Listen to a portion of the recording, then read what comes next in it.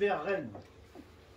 Sur le bas-côté, une borne kilométrique atypique, rose saumon, haute, en forme d'obus un peu arrondi. On m'a expliqué que ces jalons bordent la voie de la libération. Ça vous dit quelque chose? Non? Merci. Bah oui. Marianne, ça lui dit quelque chose. Ils viennent de les repeindre. En la suivant sur une douzaine de kilomètres, on passe à Bonnefontaine, une cité minière où vivent les employés de la mine de fer de la Bru. Nos deux grands-pères, nos oncles, nos cousins et aussi notre père y ont travaillé. Marianne y est née. Au sud de la Patte d'Oie, un panneau affiche Teillet 15, Bain-de-Bretagne 27. Juste en face, la seule maison à l'amorce de cette route, l'adresse postale, bout de pavé, Béret. On y accède par un portail en fer forgé. Très simple. Pas une grille comme pour les châteaux ou les demeures bourgeoises. Pour la verrouiller, il y a une astuce. Il y a une astuce. Il faut glisser une pointe dans un trou et le tour est joué. Celui qui ne connaît pas la combine l'a dans l'os. À main gauche s'étendent 5 ou 6 rangs de vignes. Et oui, cépage Baco. Attention, ça n'est pas pour manger. Ici, on pénètre dans un domaine viticole.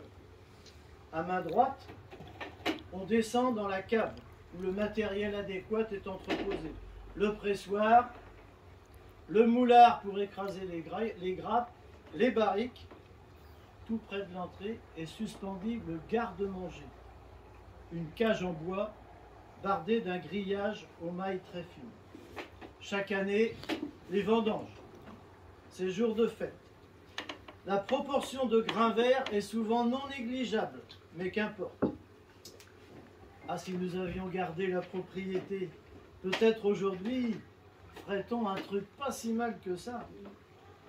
Bon an, mal an, le vin est buvable, clairet, un peu huileux en fin de saison, mais on le trouve invariablement sur la table à chaque repas. Moi, je l'aime quand il fait chaud l'été, dans la soupe à la pie, du pain rassis, du sucre en poudre, comme on dit chez nous, et une bonne rasade de Baco bien frais. Le frigo a dû arriver en 60 ou 61. Là, c'est chez Jean-Marie Brisson et Jeanne Delorde, nos grands-parents.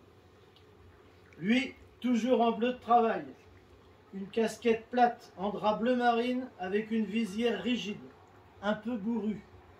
Il marche en claudiquant légèrement. Boiseur à la mine, une poutre lui a amoché la cuisse. 1 an d'hôpital à Rennes.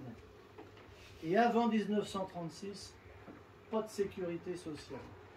En attendant de reprendre le boulot pour de bon, il a fait coiffeur et cordonnier. Il a encore les outils. Il a pris sa retraite à 55 ans, en 1942. Ils ont fait construire cette maison, payée avec toutes leurs économies, jusqu'au dernier sou. À l'époque, on ne prenait pas de crédit. Elle, menue, toute de noir vêtue. Les femmes portent alors éternellement le deuil. Son fils Louis est mort à la guerre. Elle est très pieuse, plutôt rigolote, malicieuse, gentille avec les enfants. Parfois, à l'insu du grand-père, prête ses sous. Elle glisse une friandise aux gamins de passage, nous ou des voisins. Elle sait aussi raconter des histoires. Ses domaines, la couture. Elle a été couturière au château de Copchou, dans le Savant-Blanc. Et la cuisine, ah les botreaux, ces sortes de beignets conservés dans des boîtes en fer. On les déguste avec parcimonie. Ici, on ménage la marchandise. Mais continuons la visite. Le trottoir en béton rudimentaire passe devant un petit escalier donnant accès à la porte principale. Mais par là, on n'entre quasiment jamais. Juste pour les grandes occasions. Par exemple, quand les voisins viennent souhaiter la bonne année au matin du 1er janvier et boire un verre de gros plan, remède quotidien du père Brissement. Pour trouver l'entrée usuelle, il faut contourner la maison. Derrière, accolé à celle-ci, se trouve un appentis, construit sans doute après la vraie maison, des mains du grand-père aidé de quelques compagnons. C'est la cuisine. C'est là qu'on vit toute la journée. Une table, des chaises, une maie sur laquelle s'assoit le visiteur de passage, la cheminée où on fait griller le boudin exclusivement avec des sarments de vigne. Quelques marches permettent d'accéder aux 3 pièces d'en haut, partout du parquet, encaustiqué d'un bout de l'année à l'autre. Premier boulot pour y accéder, prendre les patins. Mais pour les Québécois, c'est pas des patins à glace. Hein. Voilà. Au milieu, la salle à manger. Au fil des ans, elle sera de plus en plus investie avec l'arrivée d'un poêle à mazout, puis de la télévision.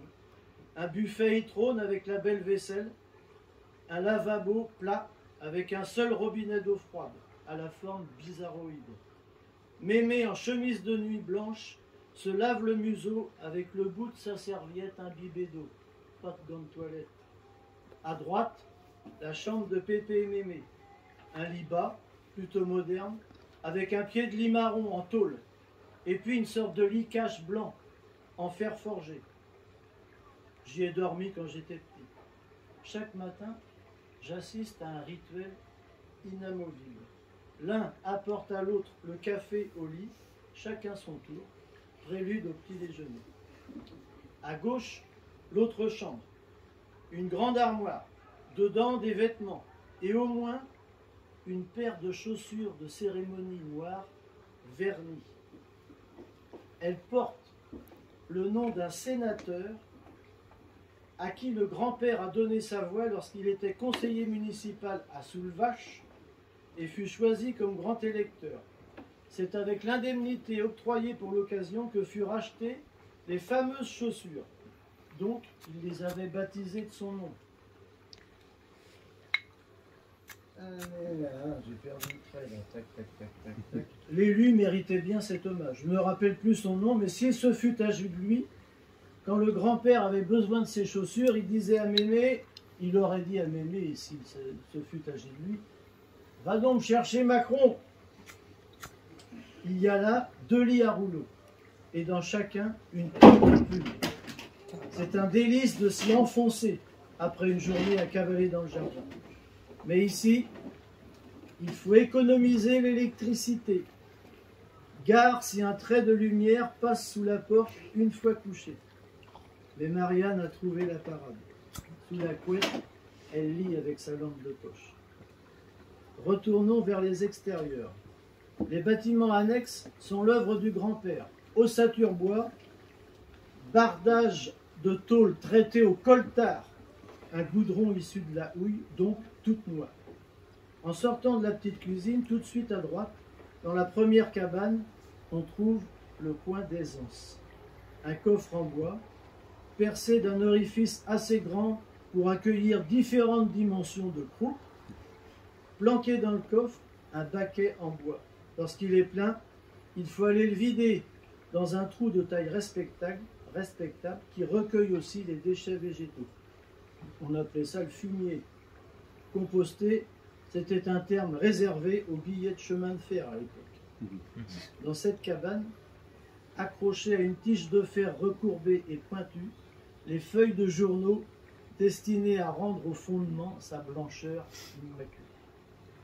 Juste à côté, un étroit édifice renferme 1 ou 2 cages pour des lapins, je n'en ai jamais vu, ou des poules, ou quelques poules en quarantaine. Une autre porte donne accès à un minuscule local qui recèle un buffet à une porte et surtout une montagne de morceaux de bois taillés en allumettes, assez grosses quand même pour démarrer le feu. Moi, c'est des choses dont je me souviens. En remontant la petite allée en dalle de schiste, on contourne le poulailler pour accéder à une autre cabane plus haute avec un grenier, atelier, abri de jardin. La place sert aussi de garage pour l'engin motorisé du maître des lieux, objet de toutes les attentions. Un authentique Solex de 1953, doté de 2 sacoches, ce qui en fait un véhicule utilitaire pour aller au marché ou dans quelques fermes des alentours. Et puis le jardin, avec ses poiriers, ses pruniers, ses castilles, ses cassis, les haricots à rames et toutes sortes de légumes, dont les indispensables patates, que de la binche ou de la sirtema. La haie d'aubépine qui le sépare de la parcelle adjacente mesure une vingtaine de centimètres de haut, facile à enjamber pour aller rendre visite aux voisins. Les rendez-vous se passent dans le cellier, au pied de la barrique. Lui, c'est Romain Lanoé, retraité d'EDF. Même casquette que le grand-père, bleu de chauffe également, mais siglé de l'entreprise d'électricité. Sur le nez, 2 culs de bouteille. Ces deux-là sont copains, mais se chamaillent à l'occasion. Surtout que le Romain, passé 4 heures de l'après-midi, il est souvent brinzin. À Béret, le voisinage, c'est sacré. Le dimanche d'été, la partie de palais est de rigueur. En haut et à plat, Jean-Yves. C'est pour ça. Conseille le grand-père. Le dimanche, l'hiver, c'est la manille. Attention, ton manillon va bailler la goutte. Parmi la galerie de personnages qui fréquentent les lieux, la mère Martin, une grosse tache lit de vin sur le visage, vilaine à faire peur. Mémé me traîne parfois chez elle, quand elle va y boire une tasse de café. Chaque soir, le père Naudin, qui revient de chez son gars, qui a repris la ferme de Saint-André. Il s'arrête pour déposer le bidon de lait, essoufflé, alors qu'il vient de monter de la côte à bicyclette. Maigre comme un clou. Il a tout de même un côté un peu classe du paysan qui a su mener sa barque. Le pain arrive à domicile, dans le brec-panhard du boulanger, séché, le tablier plein de farine, fort en gueule, qui se gare sous la protection du Christ, qui trône à l'angle de la pâte bois. C'est invariablement un pain de 3 livres qui atterrit dans la mai. Chaque vendredi, le garçon de boucher, en tenue réglementaire, vient prendre la commande qu'il viendra livrer avec son vélo équipé de paniers d'osives. C'est Mémé qui a la main pour les choix, mais le grand-père aime bien tirer les vers du nez du jeune apprenti. Parfois le père Bro, marchand d'électroménager dans la rue de Couéré, un vendeur hors pair, embarque Pépé pour aller livrer un frigidaire ou une gazinière au fin fond de la campagne. Et puis il y a le facteur, Jean Genet, un grand gaillard juché sur sa bicyclette. Lui non plus ne crache pas dessus, comme on dit par ici. Et les jours où il passe pour payer la pension, en fraîche à l'époque, il a souvent chargé la mule. Comme c'est la fin de sa tournée, il a intérêt à avoir tenu ses comptes pour ne pas avoir de problème avec le père Brisson et lui régler la somme rubis sur ongle. Et puis, comment passer sous silence la foire de Béret, 1 fois par an, qui pendant 4 jours draine toute la campagne à 10 lieues à la ronde. Certains viennent encore en carriole à cheval. Le crottin n'est pas perdu pour tout le monde, surtout pas pour Pépé. Les cousins de Théier, pour qui c'est la sortie annuelle, viennent boire leur coup. Et ils ne sont pas les seuls. Ce jour-là, c'est open bar. On écoule les stocks de la production locale de l'année, c'est pas trop coûteux. Maman, Marianne et sa cousine en profitent pour afficher une pancarte. Garage de vélo. La recette leur permet de se payer des tours de manège. Pas folle les gars.